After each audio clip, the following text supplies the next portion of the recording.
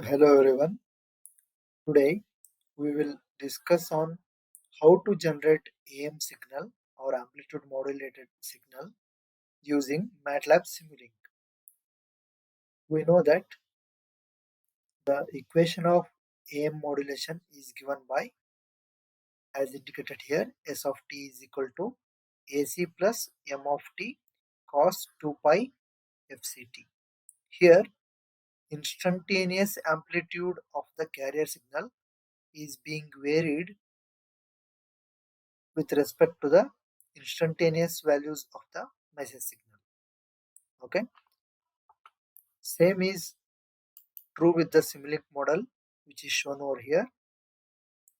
As you can see, we have message signal. This is the message signal configuration with amplitude 1, frequency 2 pi into 40 in radians per second, angle 90, indicating that this is a cosine signal like AM cos 2 pi FMT, right?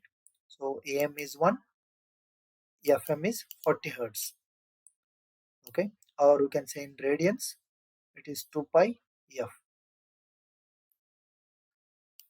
Similarly, we have carrier signal which is having amplitude 1, frequency 2 pi into 1500 radian per second.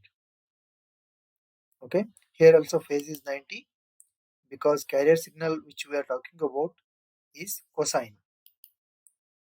Now actually I have told carrier amplitude as 1, but we need to have carrier amplitude more than message signal's amplitude so as to get a proper modulation. That's why what we are doing, we are adding DC level 2 to our message signal. It is this operation. AC plus M of t. Here I am considering as AC 2 volt. 2 plus M of t, then multiplying it with cos 2 pi FCT. Okay. So these two signals are multiplied in the product modulator. The result is our S of t or AM modulated signal. So first let us go through the time domain representation of that in the scope. Then we will see the frequency domain representation, that is spectrum of message carrier as well as the modulated signal. Okay, so this part consists of spectrum of message carrier and the modulated signal, and in this scope we can visualize the first one, message signal, and this is the high frequency carrier, and as you can see this is modulated AM modulated signal, and this is demodulated signal which we'll examine in the next stage. Okay, I hope you have understood this concept now. So this is message signal, this is carrier, message is added with AC as 2, and then it is multiplied with the carrier signal so as to generate the modulated signal. Now let us look at the spectrum of message. Here the zero order hold is used in conjunction with spectrum analyzer block so as to visualize the spectrum. It is either spectrum of message or carrier or the modulated signal and then the demodulated signal. So let us see the spectrum of message signal having the frequency 2 pi into 40. So this is the spectrum, and you can observe that this spectrum is having a peak value here. Let me zoom it here. Okay, at this point if you observe it is 0.04 minus 0.04 kilohertz. Okay, that means it is a 40 hertz. Again here it is plus 40 hertz. Okay, so our signal is having a spectrum which is having peak value at 40 hertz and minus 40 hertz as expected. Okay, now let us examine the spectrum of carrier signal. Carrier is 1500, right? So here you can observe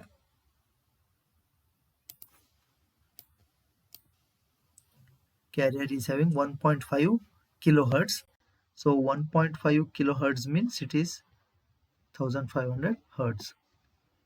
Okay, 2 pi f, fc is 1500. Okay, both in the positive frequency axis and negative frequency axis we can see our spectrum. It is centered around 1500. Now let us examine our modulated signal. Modulated signal spectrum is this one. Let us only look at the positive frequency side. So these are the three components. One you can see 1500, that is 1.5k. Another one 1.54. Another one is 1.46, that is 1.5 plus 40 hertz, 1.5 kilohertz minus 40 hertz. So that is the resultant. As expected, there is a carrier signal spectrum, carrier signal component, USB component, and the LSB component of the AM signal. Okay, so now this is the modulation part. Now let us try to demodulate it. To demodulate, we are using this part of the circuit as a half wave rectifier followed by the filter. So this forms our envelope detector. Okay, let us see the spectrum of the detected signal. Okay, this is the spectrum of detected signal. You can see peak values at 0.04 kilohertz, that is 40 hertz, minus 40 hertz, and 0. So this was not there in our actual spectrum, right? This signal was not there.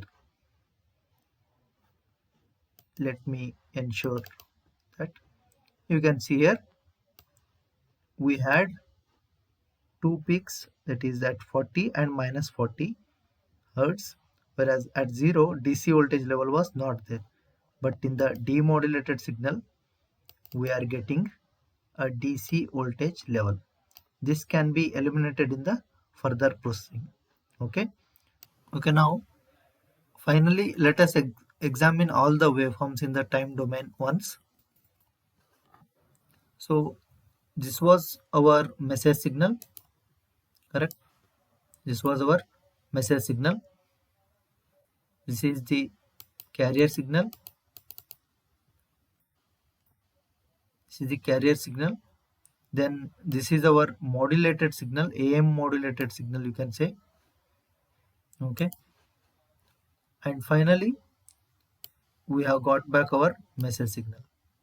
So this is the message signal having same frequency with DC level shift, as you can observe here, -1 to +1, whereas this one is from zero point 0.4 to 0 0.8 volt with a slight delay. Okay, frequency is same, so we can make that uh, voltage compensation and phase compensation in the later part. Okay, so I hope you have understood this concept. Thanks for watching.